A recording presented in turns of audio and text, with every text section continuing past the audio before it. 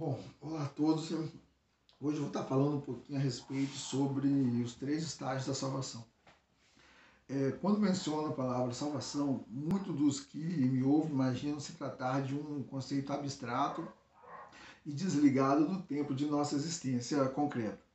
Bom, nada mais equivocado. A salvação é algo que devemos buscar em todo momento e também nas diversas dimensões da nossa vida, pois sua ação no passado, no presente e no futuro se faz sentir tanto no espírito como na alma e no próprio corpo. Falando primeiro sobre a salvação do espírito. Bom, em nossa experiência de salvação, a gente passa por três estágios que estão descritos em 2 Coríntios, capítulo 1, versículo 10, que diz: o qual nos livrou e livrará de tão grande morte, em quem temos esperado, que ainda continuará a livrar-nos. A expressão nos livrou refere-se ao passado. Quando ainda estávamos mortos em delitos e pecados, fomos salvos por Deus e pela graça. A graça pela qual fomos salvos é Cristo. Com seu grande amor, Ele nos salvou. Bom, ganhamos a redenção, mas a salvação não foi feita por nós. Por nossa causa, Cristo veio dos céus para a terra e realizou toda a obra de redenção. Ele se fez carne para nos salvar. Quando recebemos o Evangelho da Graça, fomos salvos, regenerados e libertos da morte. Vístamos que éramos pecadores, nós é que deveríamos morrer, de acordo com Romanos 6, 23. Mas o Senhor Jesus, ele morreu por nós e derramou o seu sangue e os nossos pecados foram perdoados. Bom, sua morte aconteceu para que vivêssemos. E hoje basta crer que já morremos com ele e todos os que cremos que já passamos pela morte, portanto, já não precisamos mais ter medo da morte de Satanás e nem das acusações, pois quando ele vem a nós, a gente já tem autoridade e podemos lhe dizer: Satanás, vai embora, eu já morri, você não tem nada mais a ver comigo. E sim, pela fé, tudo que o Filho de Deus realizou é para nós. Segundo, falando um pouco da salvação da alma. Bom, de acordo com 2 Coríntios, capítulo 1, versículo 10, fala que o qual nos livrou de tão grande morte. Essa é uma experiência que todos os que foram salvos com a nova aliança têm que ter. Essa salvação, ela faz nosso espírito viver. O versículo 10, ele também diz: e livrará de tão grande morte. Livrou é passado, refere-se à salvação do nosso espírito, que ocorreu de uma vez por todas quando cremos no Senhor Jesus e o recebemos. Uma vez salvos, somos salvos para sempre, assim, no nosso espírito, né? Pois a gente já adquiriu a vida divina e o nosso nome já está registrado no livro da vida. Entretanto, Paulo ele diz que o Senhor livrará. Isso indica um futuro imediato. Ou seja, na vida da igreja, hoje Deus ele continua a operar a sua salvação em nós.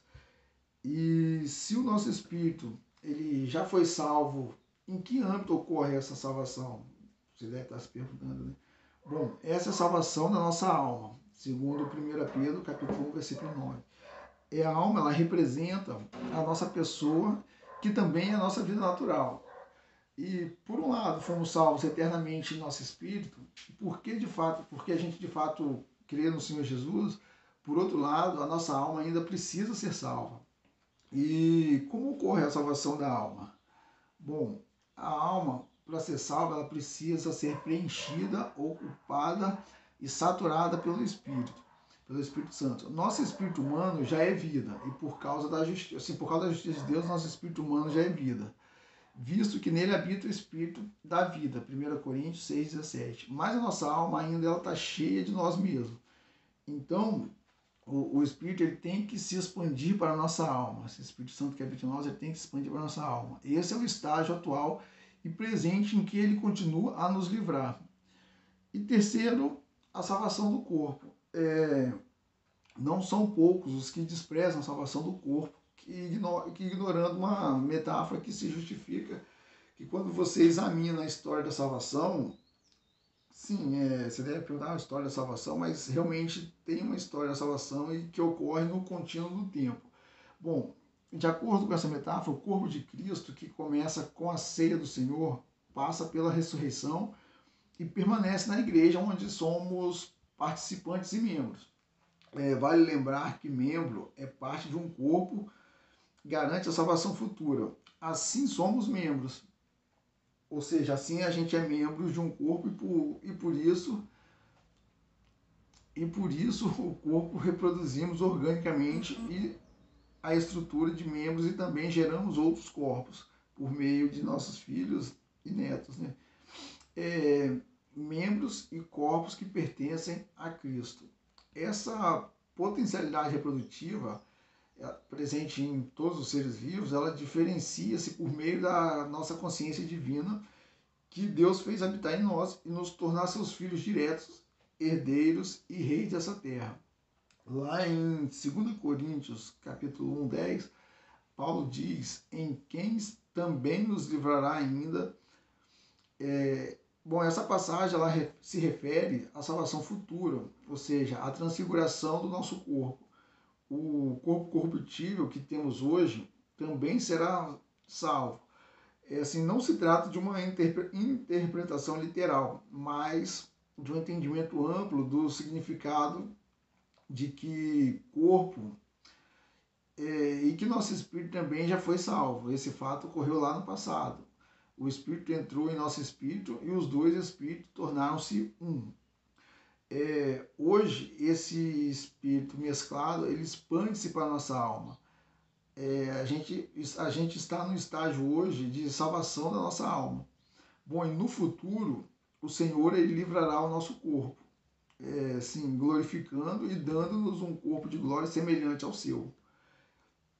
Então, assim, espero que vocês tenham entendido, né, um pouco sobre a respeito desses 3 estágios de salvação e no qual estágio nós nos encontramos hoje. Então, assim, mais para frente eu vou estar fazendo um outro vídeo aí falando um pouco mais detalhado a respeito da diferença entre salvação e reino. Então, espero que todos tenham entendido e até uma próxima.